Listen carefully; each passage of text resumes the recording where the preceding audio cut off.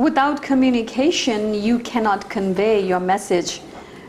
I mean, if there's two people, there's got to be some kind of message that you're sending from the sender to the receiver. And if there is no duality, there is no communication.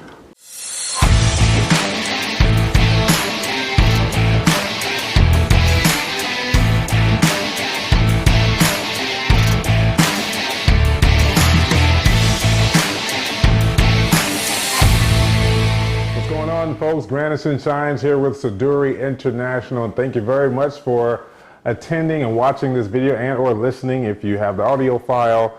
Today we're going to continue our conversation, part 3 of a 4-part conversation. We are going to be talking about the 12 C's of communication. Repeat it again, the 12 C's of communication. I'm sure there are some other C's we can throw in here, but we're going to focus on the 12 that we have. On to my cohort and partner in crime, I have Miss Yasmin Murray with Seduire International. Hello and welcome. Welcome, welcome, welcome, folks. So again, thank you very much for attending, watching this mastermind discussion. Today, Yasmin. Yes, sir. The 3 or more components of the 12 C's of communication. But before you dive into the definition and whatnot, explain your opportunity for the folks to understand how important communication is to you and to them, and at least it should be in their organization. Without communication, you cannot convey your message. I mean, if there's two people, there's got to be some kind of message that you're sending from the sender to the receiver. And if there is no duality, there is no communication. Correct. It's just going one way. Monologuing, right? Monologuing, yes, thank you. Not a dialogue, it's going to be a monologue. It's a monologue, but communication is imperative for, especially for not only growing companies, but also companies that are in existence who are in this climate. Especially right now, communication is very, very, very important. Yeah, absolutely. And we can use a myriad of means of technology in order to communicate. But on top of that, communication should be the appropriate way and or the principles of communication. So we're going to dive into that today with 3 more C's. But let me first explain to you my idea of importance of communication. Yasmin, we go, as you already know, and all you already know, we go into organizations, we talk about communication. And there are a myriad of symptoms that can reveal bad communication. And these 12 C's can reinstitute the principles of communication so that the communication becomes more strategic and more thought out than just by default. In order to communicate right, it does take a lot of effort. It's not easy to communicate correctly or to be clear and concise. And some of the other C's that we're going to talk about, the ones that we have spoken about, do go look at the other past couple of videos to get a more in-depth understanding. But communication is absolutely imperative.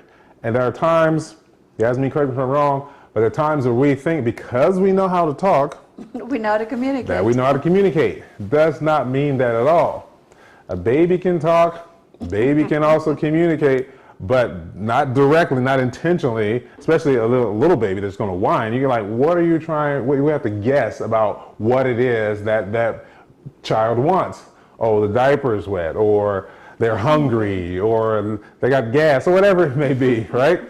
Well, excuse me, as we become adults, we should mitigate that. But unfortunately, sometimes communication, or at least the principles or lack thereof, get in the way of how we're trying to communicate. So we're going to clear that up today with 3 more of the C's. We're going to have Yasmin, she's going to read the definition, and then we're going to dive into what it means to both of us and how it can be beneficial for you as well. All right, first one. Before we talk about the 3 that we're going to talk about today, I want to just go over the last 6 that we have discussed.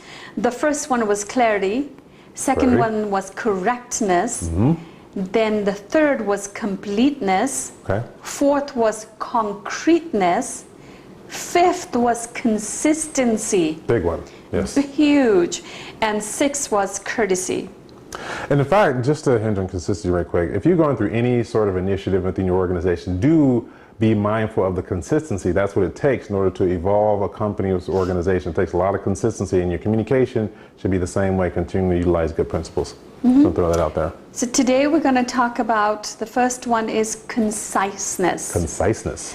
expressing or covering much in your communication by the utilization of only a few words. Brief, in the form of comprehensive, in scope, succinct, terse. Nice. I like that definition because it's very encompassing. What it does mean is like to not, like my filler word, to not over communicate. When you're talking like we're doing right now, we can be more monologue-ish and understand that the people who are listening to the video and or audio, or watching the video or listening to audio, can't respond. So it's appropriate for us to extend our conversation. However, if you want people to have an opportunity to fully understand you, learn how to be articulate and utilizing words in a concise manner. So the conciseness is extremely important. Because if you get too long out there monologuing too much, you can lose people. They get bored, you get off track and everything else besides the point that you're really trying to communicate. And that's where the conciseness comes into play. What about your thoughts? Absolutely. I've seen or have been in meetings or seminars or webinars when somebody drags a certain topic, you lose people. Yes. You have to, and especially in writing, bullet points is all you need to do. If you're going to drag on, write a story, you're going to lose you're going to lose your team members. Yes. So be concise, precise, make a point, and be done with it. Same thing in verbal communication. Don't drag it out. There's a time and a place for storytelling, and there's a time and a place for being concise and to the point. Sure, and practice that. If you understand how you're communicating, when you're in your meetings, listen to yourself. This is where listening skills comes into play. And we always think about listening as in listening to the other person. Well, it's also listening to us and making sure we actively listen. You know when you're rambling on. Sometimes we even say, well, I'm rambling now. But it's because you know you're rambling on.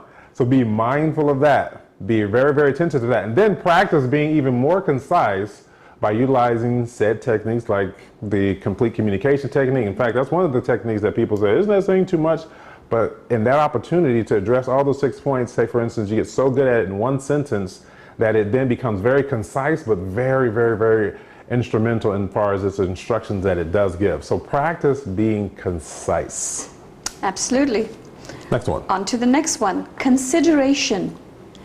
Taking the audience into consideration in terms of their emotions, problems, viewpoints, background, mindset, and education level, etc. Yeah, there's a lot there that we can expound on as far as other opportunities to take into consideration, socioeconomic background, their skin color, or their ethnicity, all those sorts of things. Biases, exactly. So be considerate. And we, again, as we spoke about in the other videos you hear, sometimes when we get closer to a person, the less considerate and courteous we are. But we still want to be considerate of the person about what it is that they have going on for them and create and framework and structure our dialogue, back and forth dialogue, around that, being that you're not going to be rude, be tactful, be considerate, and they understanding where that person is, even at that moment, and adjust your conversation there. I would say emotional intelligence does come into play with Very this much topic. So, yes. And also building rapport. If you, at beginning of every conversation in a meeting, if you are building rapport, get to know the person, see what they're going through. Right. You know, they might have had an emergency the night before and they're still not together in their thoughts. So consideration really comes into play, like Grandison said, of people's emotions, their environment, what they're going through. So really need to tap into that emotional intelligence and be considerate. And that's where the listening comes into play. 5 parts of the senses, one of our modalities, 5 senses of the body, the hearing, the audio portion comes into play. They'll tell you, they might not tell you directly, but you can hear it in their words, you can hear it in their paralinguistics and how they say the words. You can hear, and then you can adjust, again, your framework and thought process and your dialogue around being considerate as you address the person. And also, Grandison, nonverbal communication, you will see it in their face. Absolutely. Their expressions. If you are good in reading body language, you will be more considerate because you will see the stress on somebody's face. Yeah, exactly. I like that. Very good point. So the next item is content. The relative subject matter and information of what you are communicating to others.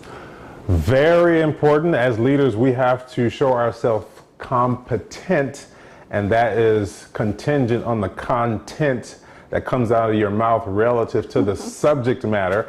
That's extremely important. I know all of us have dealt with people and heard people talk and collaborate dialogue at times, and you're thinking, why did they say that? How's that relevant to the conversation? How's that pertinent to what we're talking about right now? And you have to think about that, because the content that comes out of your mouth either displays your confidence, your competence, it displays a lot for you, but making sure that it's relevant and it adheres to the subject matter is important. Content is dynamic and important. Absolutely, and in order to have relative content, just make sure you jot down some points. Remember, if you can't remember, just have keywords, key sentences that you're going to talk about, so you don't get derailed and go off course and have irrelevant content. Yes, and to bore and lose people. Sure, you're right. And that's where self-control comes into play, monitoring that and being able to stay on the course or the path of the conversation which you're supposed to have by speaking relevant content. Yep. So there you have all three of the ones in part 3.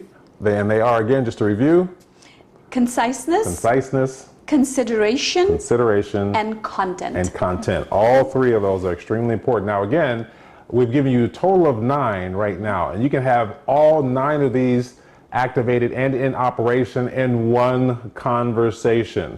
You can have your conversation, have your communication, I should say, have these characteristics. It is a mindset, it is just understanding them, and it's positioning and framing a dialogue that is structured the way it's supposed to be, adhering to good principles of communication. With clarity, correctness, completeness, concreteness, consistency, courtesy, conciseness, consideration, and with the right content. There you go. 9 of them so far. We've got 3 more to go. Yes. There you have it, folks. Thank you very much for listening to this mastermind discussion. I am here with Yasmin Murray with Seduire International. And I'm Grandison Shines with Seduire International as well. Talk to you next time. Bye. Bye-bye.